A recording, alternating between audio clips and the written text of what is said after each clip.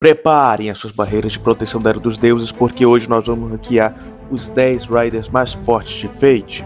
Então, sem mais enrolação, já senta o dedo nesse like, se inscreve no canal e hype esse vídeo se aparecer opção para você. Eu sou o Sábio Green e esse é mais um vídeo do Mapa do Infinito.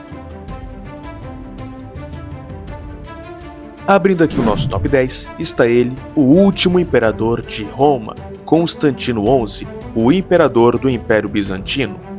O motivo do porquê Constantino está aqui no nosso top 10 é porque, em se tratando de habilidade defensiva, ele é o ápice do trono dos heróis, conseguindo suportar ataques não apenas de Kriemhild, como também de Astolfo e de Roland. A sua cidade é tão resistente que foi capaz de resistir até mesmo ao fantasma nobre enfraquecido de Charles Magno, garantindo assim uma merecida posição no 10º lugar aqui do nosso top 10. Ué, mas eu poderia jurar que ele estava upado por um Santo Graal quando ele fez isso? É verdade, mas todo mundo em Trauma estava ocupado por o Santo Graal. O fato de ele com o Santo Graal lutar contra outras pessoas que também estavam ocupadas por um Santo Graal faz com que seja justo manter esse feito aqui. E o fantasma nobre dele é o Teodósio Constantino, um fantasma nobre que convoca as muralhas de Constantinopla para defender os seus aliados. Claro, quanto mais aliados Constantino tiver, mais frágil vai se tornar essas muralhas. E ele também não promete prometer ninguém que não seja cristão. Se você for muçulmano ou budista, por exemplo, você não está incluído nas proteções da Teodósio Constantino. E quanto mais pessoas estiverem sendo protegidas por este fantasma nobre, mais fácil se torna do oponente conseguir derrubar essas muralhas, sendo o máximo de pessoas que Constantino consegue proteger, sendo um total de 1000 pessoas. Claro, ele pode proteger mais pessoas, só que quanto mais pessoas, mais frágil se torna essa muralha. Em nono lugar está o herói grego que mais recebeu fantasmas nobres na história, ele mesmo, Perseus, o semideus filho de Zeus. Perseus é tão forte que não apenas saiu no mano a mano com o Proto-Arthur, como também conseguiu desmantelar o reino alienígena do Castor de frente Prototype. Mas o principal motivo que coloca Perseus no nosso top 10 são a sua vasta quantidade de fantasmas nobres, entre eles a Ar, que é uma lâmina que não apenas consegue matar imortais, como causa ferimentos que nunca serão curados. Ele também calça as sandálias aladas do deus Hermes, que permite que ele voe à vontade, além de possuir um manto que dá invisibilidade para ele e um espelho escudo mágico. Mas não menos importante do que isso, ele também tem como seu fantasma nobre Pégasus. Mas claro, Pégasus não aceita totalmente a montaria de Perseus, e por isso, para conseguir montar Pégasus, ele usa as correntes de Belerofonte, para que dessa forma ele mantenha Pégasus sob controle. E ele também consiga um fantasma nobre chamado Kibisis, uma bolsa dimensional mágica que nós não sabemos o que ele guarda dentro dela, mas que, se a lenda estiver certa, será nada menos do que a cabeça da deusa caída Gorgon, com o poder de petrificar praticamente qualquer coisa, exceto aqueles com uma resistência mágica absurda, não é mesmo, Artória? E com isso, nós colocamos aqui Perseu no nosso nono lugar. Em oitavo lugar está ele, Shinfiothorin, um servo que foi convocado ao lado de Percival durante a nova de Fate Lost in Heart. Este Rider é ninguém mais ninguém menos do que um meio-irmão de Sigurd, que em vida, quando morreu, foi trazido à vida pelo próprio Odin, que colocou a sua alma neste corpo de lobo e marcou seu corpo com as suas runas. Shinfiothorin é tão forte que consegue lutar contra Ragnar e Aslaug ao mesmo tempo, a mesma Aslaug que nós colocamos lá no nosso top 10 de arte. Se você não viu, clica aqui no card ou então veio no link aí na descrição. E o seu fantasma nobre é o Fjord Drakkar, um barco do submundo que consegue trafegar entre os muitos lados da textura do planeta, tanto nesse mundo quanto no submundo. Isso porque ele havia sido proibido de usar o verdadeiro nome do seu fantasma nobre pelo seu mestre, que era um fantasma nobre totalmente autodestrutivo que levaria tanto o próprio Shinfiothorin quanto os dois inimigos que ele estava lutando, e como ele não queria machucar sua sobrinha, ele acabou perdendo a guerra, mas se não fosse por isso, ele poderia estar mais acima no nosso top 10. Fica aqui ele, Shinfiothorin, no posto digno, no nosso top 10. Em sétimo lugar está o rei dos conquistadores, Iskandar, que não apenas era um espírito heróico tão forte que era capaz de convocar essa enorme Reality Marble, que invoca todo o seu exército de quando ele estava em vida, e cada soldado sendo do nível de um espírito heróico, como também se tornou um espírito divino durante os eventos da novel de Lord Elroy, sendo o espírito divino tão forte que concedeu um desejo para Grey, permitindo que ela ressuscitasse Adi. Lembrando que a ressurreição é uma coisa tão difícil que até mesmo as verdadeiras magias têm dificuldade em realizar coisas desse nível. É apenas por nós não termos muitos feitos do Skandar, depois de ele se tornar um espírito divino, que ele vai continuar aqui na nossa 7ª posição. Em 6º lugar está a versão mais nova de Minamoto no Haikou, o Shigozen. Nessa forma, diferente da sua forma Berserk, ela tem muito mais ação da sua divindade como filha de Indra, sendo tão poderosa que Kizu Yoshinaka afirmou que este Rider não deveria estar à solta no mundo, e nós vemos isso quando ela lutou contra Kizu Yoshinaka e Yamato Takeru ao mesmo tempo, e sobrevivendo ao lascando fantasma nobre antimundo de Yamato. E só lembrando que a própria Suzuka Gozen afirmou que mesmo utilizando o seu Triclocosmo, a divindade de Uchigozen é tamanha que se Minamoto no Haikou tivesse sido transformada em Uchigozen, ela não conseguiria vencer Uchigozen. Por isso fica aqui o meu pedido de desculpa por esse erro meu no top 10 de Sabers. Era para Yamato estar acima da Suzuka, mas fica aqui a minha correção. Mas eu ainda nem mesmo cheguei a falar do fantasma nobre dela, que é o Os King Reversion Face Tempest, que invoca esse boi enorme aí, que é comparável ao Gugalana, para vocês terem uma ideia do imenso poder que o Shigotensei tem. E isso porque nós ainda nem entramos no top 5 de Riders mais fortes. Em 5º lugar está o espírito heróico mais rápido que já existiu e que existirá, Aquiles. Aquiles carrega consigo o fantasma nobre Aquileus Cosmo, um escudo tão brabo, mas tão brabo que é literalmente um mundo inteiro dentro de um escudo, sendo tão forte que quando foi transformado em uma flecha, conseguiu disputar diretamente contra o fantasma nobre antiplaneta da deusa Artemis em sua forma de deusa máquina. Mesmo como um escudo e mesmo depois de ter sido nerfado ao ser entregue nas mãos de Astolfo, ainda se mostrou forte bastante para suportar o Vazak Shakit de Karna. Até mesmo o Grand Arte Super-Oro, quando olhou para Aquiles, afirmou categoricamente: "Você é melhor do que eu para matar a deusa Artemis", e apenas não entregaram essa missão nas mãos de Aquiles porque ele já tinha sido atingido por Quirón no seu calcanhar e havia perdido boa parte do seu poder, mostrando que mesmo tendo o Santgraph de um servo normal, Aquiles está mais do que digno de ser comparado com os grandes Servants. Por isso fica aqui a digna posição de Aquiles na nossa 5ª posição. E ó, isso é porque eu não falei tudo sobre o Aquiles. Se vocês quiserem um vídeo sobre o Aquiles, pede aí nos comentários. Em 4º lugar está o Deus Rei Sol, Osmandias, que tem a incrível proeza de sobreviver a um golpe do King Hassan.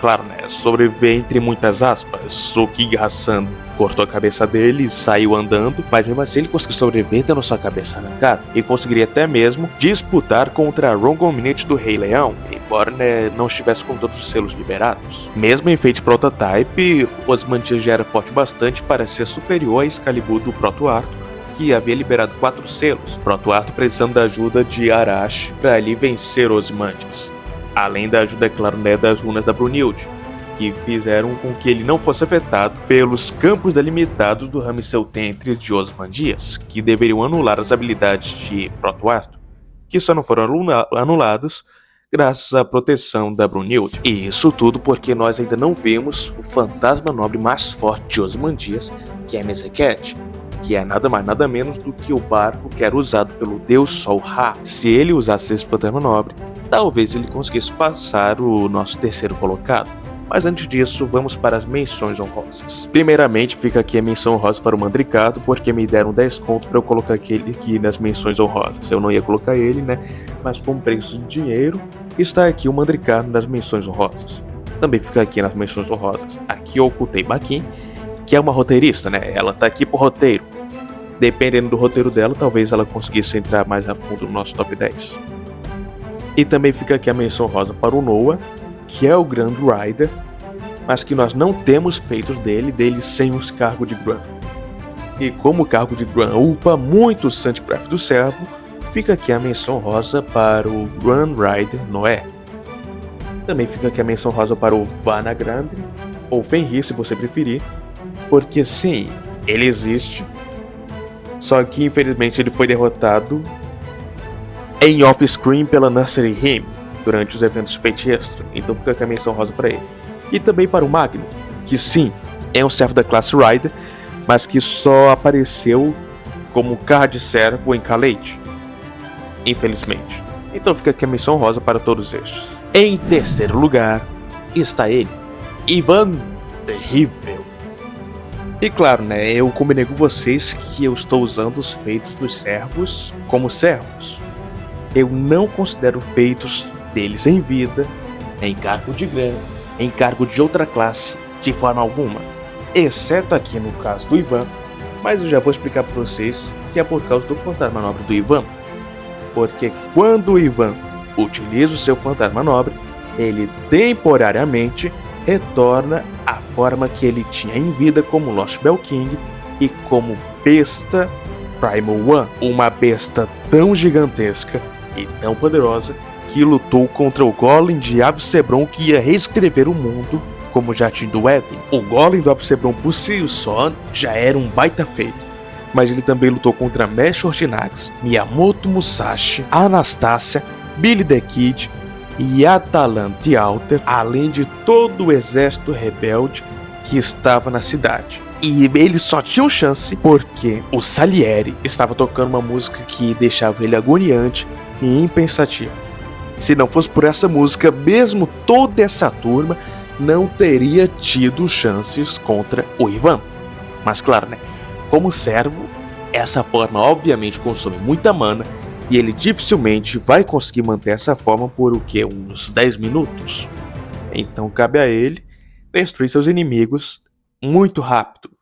E velocidade é uma coisa que ele não tem, mas só com seu tamanho ele já consegue esmagar cidades inteiras. Não é sem motivo que o Gilgamesh comparou ele ao Gugalana, e é por isso que ele está aqui, abrindo o nosso top 3. Em terceiro lugar está ele, o assassino de Amaterasu, Taikobo, ou Taigong Wang se vocês preferirem. Eu não vou julgar vocês pela forma como vocês preferirem chamar ele, que é o grande sábio chinês, que foi invocado na classe errada, era para ele ser um caster, ele virou um rider. Mas mesmo como rider, ele é tão forte que poderia ser facilmente o Grand Rider, se não tivesse esse cargo sendo ocupado pelo Noé atualmente. E ó, eu não vou considerar aqui o feito do Taikobo de ele ter matado a Amaterasu depois de uma luta de mais de 3.000 anos, um lutando contra o outro, porque isso é um feito dele em vida, como verdadeiro imortal. E também não vou considerar nenhum feito dele caso ele apresente algum feito como Grand Rider ou como Grand Caster, apenas como o Rider normal que apareceu durante o evento de Tunguska, que apesar de ser mais forte do que a grande Book Douji, passou dias sem mestre e derrotou várias versões de Lost Bell Kings como Ivan o Terrível e Surtru. Acho que isso aqui já é o bastante para vocês chegarem à conclusão, né, de que ele é o top 2 dos Riders. Nenhum outro Rider disputa de igual para igual para ele, de jeito nenhum. Ah, já até sei que é o top 1, né? A Quetzalcoatl. Vamos deixar aqui um espaço só para falar sobre a Quetzalcoatl, meus amigos.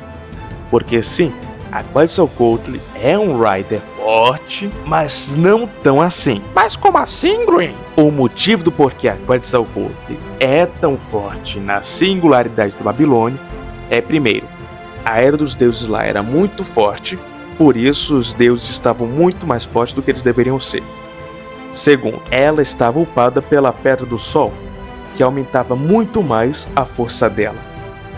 Sem a Pedra do Sol, ela seria tão forte quanto a Star. Sem a Pedra do Sol, que é um fantasma nobre que normalmente ela não carrega consigo, ela não é tão forte assim. Ela é um Rider forte, ao ponto de sair no soco com a Marta, contra o Karna, contra o Holmes e ganhar. mas não é mais aquele imenso Raiden que pode matar o planeta se liberar o seu fantasma nobre. Não. Mas sim, né? Se ela carregasse a Pedra do Sol por onde quer que ela fosse, ela poderia facilmente estar no top 2, mas não no top 1, porque o top 1 é o Raiden mais forte. Em primeiríssimo lugar está o Cavaleiro do Apocalipse, Pale Rider.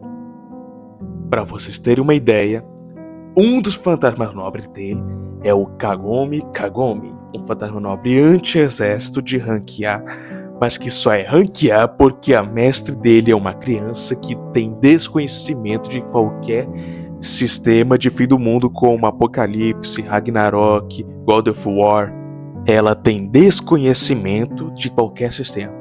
E mesmo assim, o Kagome Kagome é um fantasma nobre anti-exército rank A extremamente roubado. Porque ele tem o incrível poder de recriar cenas de morte. Contanto, né, que a mana do mestre permita. Por exemplo, Enkidu. Sua única fraqueza é a maldição de morte de Ishtar. E ele tem a condição de copiar essa única fraqueza de Enkidu, a ponto de Enkidu, ao sentir sua presença, desistir de lutar contra Gilgamesh. Para vocês terem uma ideia, esse servo ele não tem corpo físico, ele é uma sombra, e essa sombra conseguiu entrar no meio da colisão dos dois Enumelists de Gilgamesh e Enkidu e saiu de lá, voando como se nada tivesse acontecido. É uma morte contagiante, é uma morte que se espalha por todos os cantos, é uma morte que pode afetar até mesmo a besta do submundo Cerberus que estava dos fantasmas nobres de Alcides e colocar ela dentro do seu próprio submundo, que é o fantasma nobre dele. O dia do juízo final, que é só um submundo que ela coloca uma cidade inteira dentro de seu controle e transforma ela numa espécie de pseudo-submundo, a ponto do Cerberus que ele capturou ficar mais forte sob a jurisdição dele do que originalmente na mão de Alcides. Na verdade, esse Pale Rider ele é tão forte que eu não consigo ver ele sendo derrotado até o final de Stranger Fake. Eu acho que vão matar a mestre dele porque não tem como ter uma luta X1 contra o Pale Rider. Eu não sei como vai ser possível derrotar este servo. Nem Gilgamesh, nem Enkidu, nem Ishtar, nem o Rumal, nem o novo Grand Lancer que estão tentando criar em Stranger Fake, eu não acho que tem como vencer o Pale Rider.